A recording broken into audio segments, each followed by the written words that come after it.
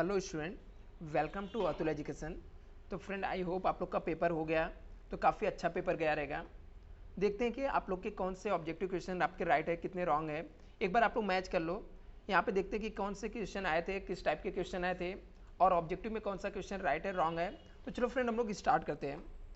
तो इससे पहले यदि आप लोगों ने चैनल को सब्सक्राइब नहीं किया तो आई होप आप लोग सब्सक्राइब कर लोगे फ्रेंड, क्योंकि आपको आपसे एग्जाम से रिलेटेड जितने भी अपडेट है और जितने सारे सब्जेक्ट है सबके वीडियो मैं यहाँ पर अपलोड कर रहा हूँ।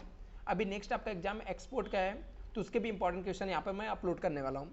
तो चलो फ्रेंड हम लोग स्टार्ट करते हैं।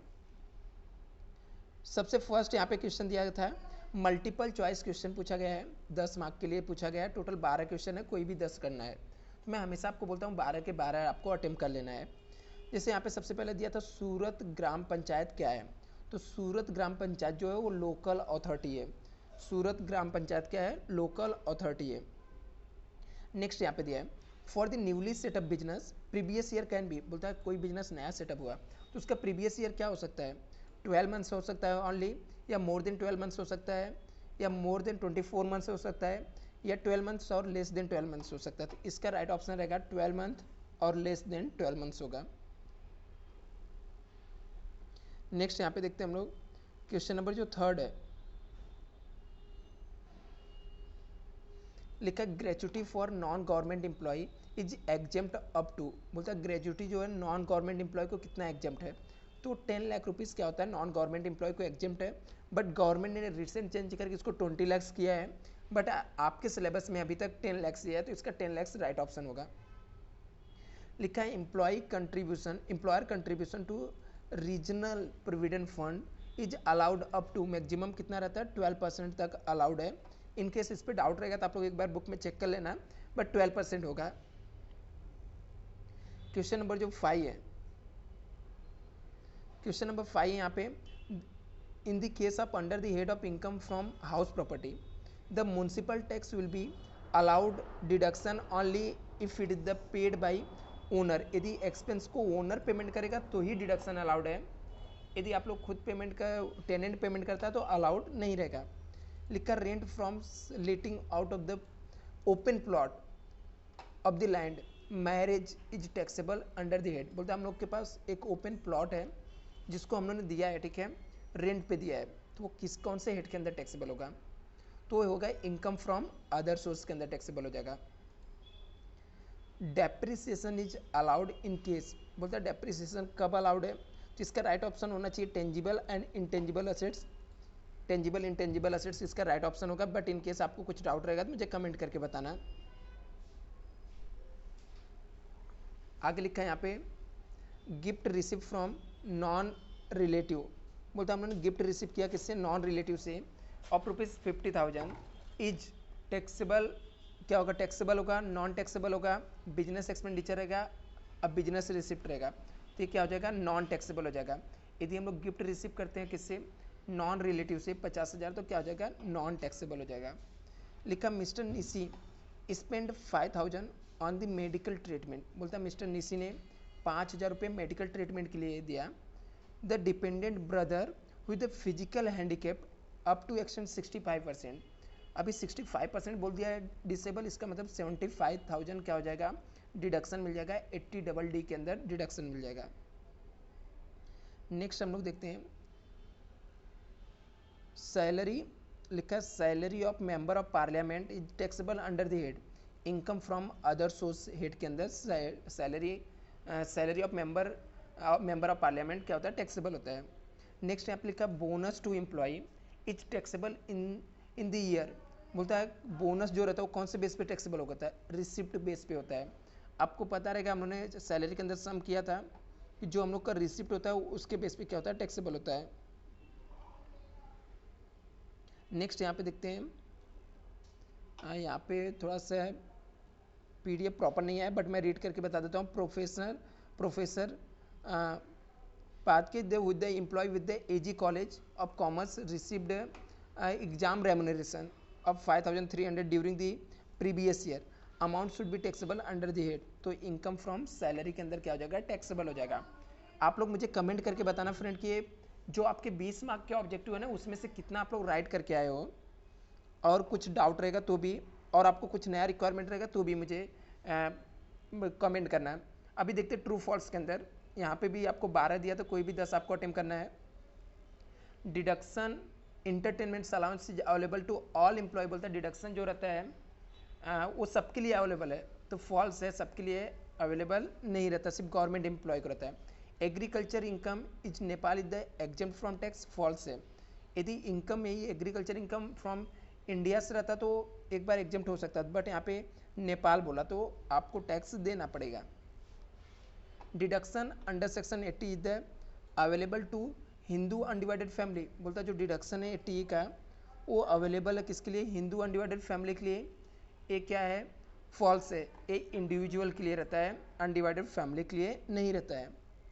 Uncommuted pension receive by government employ, बोलता है अनकम्यूटेड पेंशन है जिसको किसने रिसीव किया, government employ after the retirement, fully exempt taxes से एग्जेम्प्ट है, नहीं बिल्कुल नहीं, ये भी स्टेटमेंट क्या हो गया, फॉल्स हो जाएगा। Unlisted share held for 18 months, बोलता है अनलिस्टेड शेयर को हम लोगों ने हेल्ड किया है 18 मंथ, ये क्या लॉन्ग टर्म कैपिटल असेट्स है, नहीं, ये क्या हो जाएगा, फॉल्स हो जाएगा, ये शॉर्ट टर्म कैपिटल असेट्स है। नेक्स्ट दिया municipal tax paid by tenant is allowed as a deduction for deem to be let out property, false है, बिल्कुल नहीं अलाउड है, ओनर पेमेंट करेगा तो ही अलाउड रहेगा। तो यहाँ पे आपका जो 7 है ये भी क्या रहेगा, आपका फॉल्स रहेगा।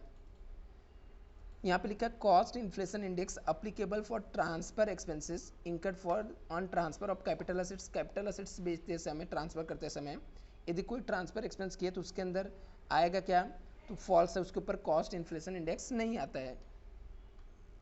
Medical premium paid by cash, बोलता है मेडिकल प्रीमियम हम लोग किस में पेमेंट किए, कैश में, कितना 15,000 is allowed deduction under section 80D, false है, आप कैश में पेमेंट किए इसलिए डिसअलाउबल है, यदि आप ऐसे नॉर्मल पेमेंट करते हो तो आपको अलाउड हो जाता है। Next dividend receive from Indian company the fully exempt, बोलता है इंडियन कंपनी से हम लोग को डिविडेंड मिलेगा तो एग्जेम्प्ट रहेगा, फॉल्स है। अभी डिविडेंड इंडियन कंपनी का क्या होता है, टैक्सेबल होता है।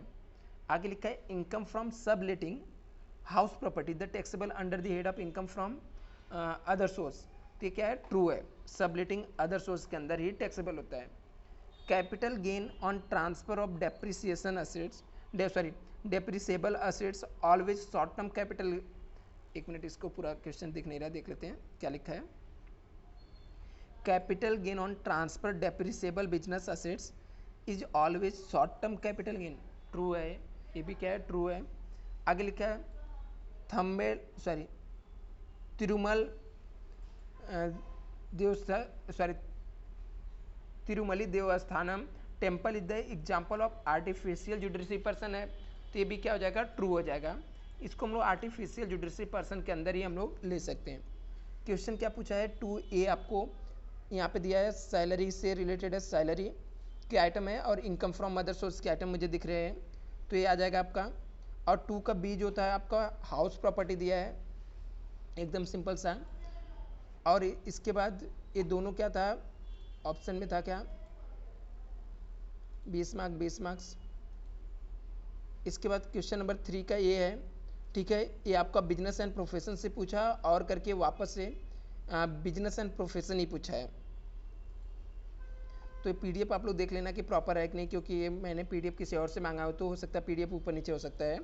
तो क्वेश्चन नंबर 4 का ए जो है, ये आपका क्या दिया है, कैपिटल गेन का दिया है और साथ में रेसिडेंशियल, और करके ऑप्शन में आपको दिया था कैपिटल गेन और स्कोप ऑफ टोटल इनकम दिया था। तो बहुत ही सिंपल पेपर आया था फ्रेंड, आप लोग इसमें कर सकते हो, ये सब आपके थियरी पूछे हुए हैं, तो आप लोग एक बार इसको अच्छे से क्लियर होगे तो आई होप आपको अच्छे मार्क्स आएंगे। कितना राइट हुआ एक बार मुझे कमेंट करके बताना। Thank you so much friend, हम लोग नेक्स्ट वीडियो में देखते हैं और भी इंपॉर्टेंट क्वेश्चन। एक चीज़ और मैं बता दूं फ्रेंड कि अभी इसमें यदि मान लो आपको इसका भी डाउट रहेगा तो मैं क्लियर कर देता हूँ। ये जो क्वेश्चन नंबर 1 का D था, कौन किस में टैक्सेबल होता है, तो rent from house in Pune receive in Japan, तो तीनों में टैक्सेबल हो जाएगा। दूसरा income from business in Spain being control from India, India से कंट्रोल हो रहा है तो 2 में आएगा, सिर्फ फर्स्ट वाला 3 में आएगा, ये 2 में आ जाएगा। Salary earn and receive in Bangladesh, बोलता सैलरी हम लोगों ने अर्न किया और रिसीव भी बांग्लादेश में कर रहे हैं, तो सिर्फ फर्स्ट वाले में आ जाएगा। प्रोफेशनल फीस आपको दिया हुआ रिसीव इन इंडिया, इंडिया में प्रोफेशनल फीस रिसीव कर रहे हैं तो तीनों में आ जाएगा। लिखा है interest receive from State Bank of in Nagpur, तो तीनों में आ जाएगा। Past untax profit earn outside India bought India, तो किसी में भी नहीं आएगा। Agriculture income earn in India receive in Sri Lanka, बोलते हम लोगों ने,